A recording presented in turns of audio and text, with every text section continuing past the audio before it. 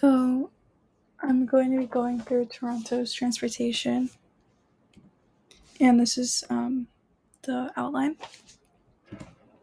Okay, so in the Canadian province of Ontario, Toronto is named the city capital.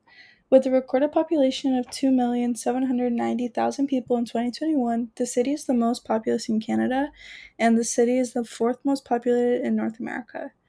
The main factors that influenced Toronto's growth in population and demographic were mainly political and economic. What created the largest minority population that resides in Toronto today was from World War II. Toronto became a magnet for immigrants, particularly from Asia, due to their flexible immigration laws in the 1970s. By the census of 2006, Toronto had more than half of its population consisting of minorities, which truly made Toronto a cosmopolitan city.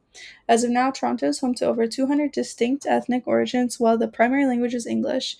Over 160 languages are spoken throughout the city, and this is a good depiction of diversity in the city of Toronto. And this is also a graph of showing the population from 1971 to what is predicted to 2046.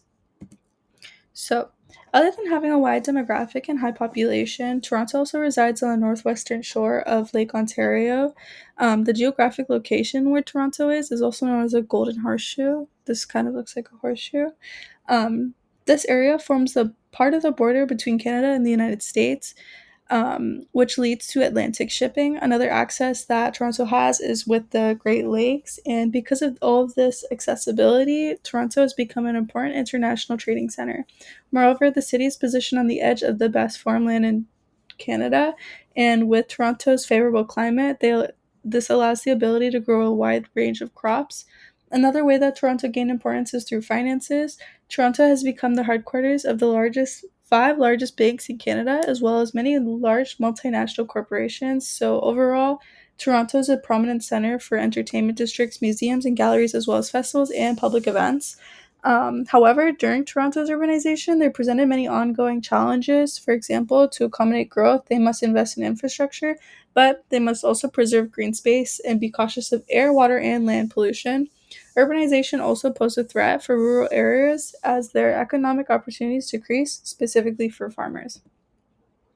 Moving on to mode innovation, the problem. So, with today's modern society, there is a pervasive car centric mentality that has been ingrained in our institutions, specifically in America and Canada. Most people have a privately owned vehicle. In fact, in 2019, more than three-quarters of American workers drove alone to work. This is because of the end of World War II. We had built a country that makes it virtually impossible to use a form of transportation that isn't a car or truck. And looking in the perspective of a commuter, it is easy to see why having a car is synonymous with mobility and liberty to travel. Without one, you're burdened with poor transit services. This car centric infrastructure and culture of the US is one of the main reasons why public transportation cannot be fully developed. Um, the reason this problem arose is due to urbanization after the 1950s. Most of our cities and suburbs were built during this time period where cars became the dominant mode of transportation. Consequently, we can see this with how our neighborhoods were built because we have highways, curving roads, and cul de sac heavy suburbs. Like I said earlier, this is not only a problem for the United States, but for Canada as well. And the key difference that has made other cities have better transportation was that they treat it as a vital public utility, whereas here, most American policymakers see public transit as a social welfare program. With this preconceived notion on public and private transportation, it's easy to see why it's been difficult to push forward more advancements. Voters don't want to pay or spend their tax dollars on public transportation if they're already satisfied with their own automobiles and already constructed highways and roads. However, this poses a big issue to those who do rely on public transportation, specifically in Toronto, because it is more widely used. Um, However, there still is a large car utilization culture within the core of Toronto, and this makes any sort of transportation inefficient since car centric cities make public transportation improvements stagnant. And this is just an example of a car centric city. So, with the solution, um, these conflicts have gotten worse due to the politicization of these projects. Federal and provincial funding for new public transit projects have been sporadic with no true clear direction. This leaves municipalities to carry most of the burden. This said funding is also very hard to receive. It is much easier for local governments to get funding for a highway improvement or a new bridge than it is for a public transit project. Therefore, if funding has been made available, most of the money goes to support infrastructure solely for drivers. Ways that Toronto has tried fixing this issue and their lack of subway lines is by creating an agreement with the government of Ontario. In this agreement, Toronto will see several transit expansion projects as well as repair work, and this was a big jump for the expansion of public transportation because they were actually able to get together and pursue one single unified plan.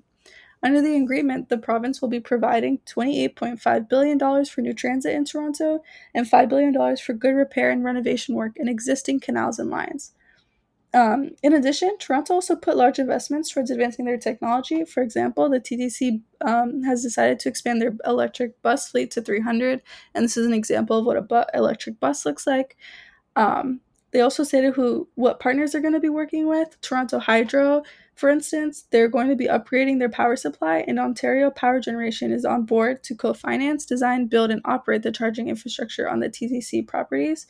What makes this electric bus plan more efficient, though, is that it kills several birds with one stone. Not only will it ensure a cleaner environment and connect communities closely, it will also create jobs and boost economic growth, and this is because several manufacturers of electric buses are active in Canada, such as Nova Bus and Green Power in Vancouver. So, with this solution, um,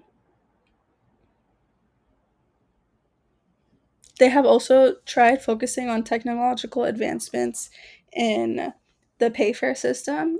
For as of right now, they have a intermodal integration with a simple low-tech fare collection system, and this current system has been operating quite well, so there's not really a pressing urgency in advancements. However, with time, they will definitely become increasingly outdated, and these problems can all be solved with a simple integration of a smart card automatic fare collection system. These smart cards can be used throughout the Greater Toronto Area, therefore, cross boundary riders would not have to purchase two or more types of fare media. Another aspect is that these smart cards can keep track of actual trips taken to give the consumer a summary of what discounts would be the most economically friendly. Furthermore, these cards would have no risk of theft due to them having the ability to be rendered invalid, such as what you can do with like a debit card if it gets stolen.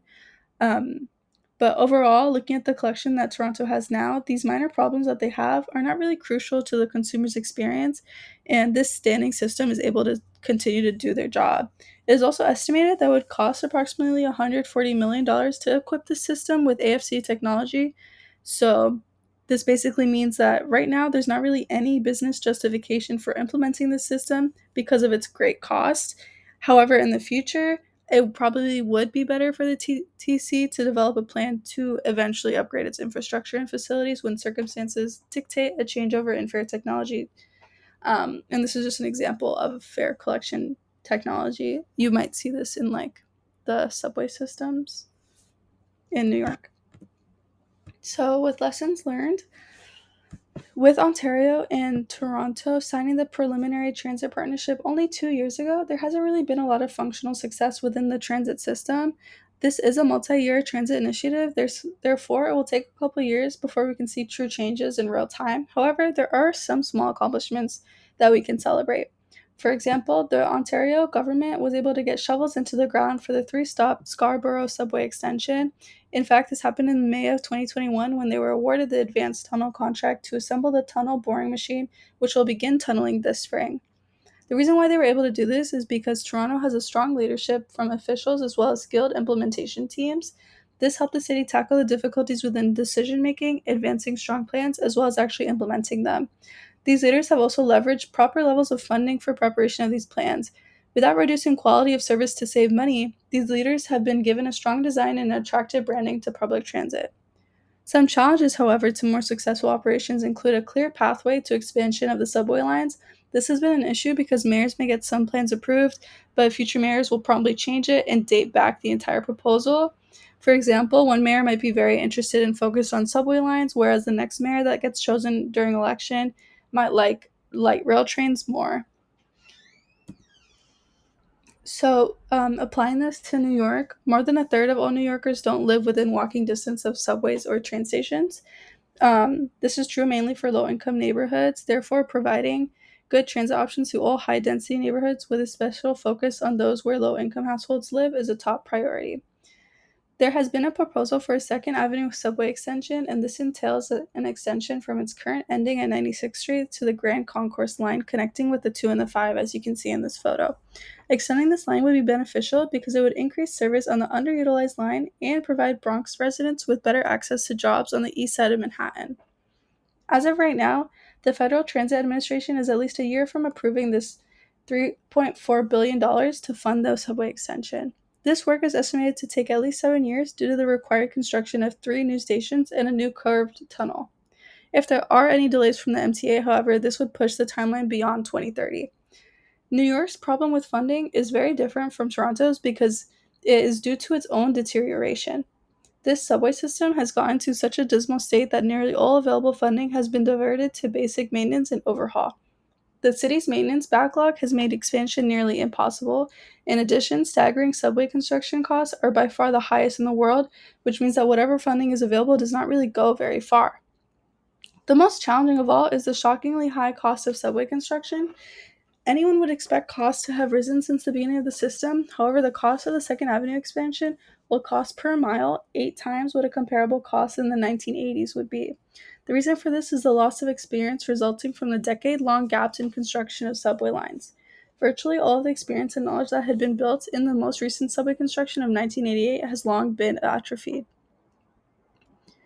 So, in conclusion, Toronto definitely has inadequate public transportation. However, the ways that they're going to try and fix this is through subway extensions as well as updating their electric buses to have a greener city. And with their outdated technology, they don't see it as a big pressing matter. However, I do think in the future they might put some money towards the automatic fare system.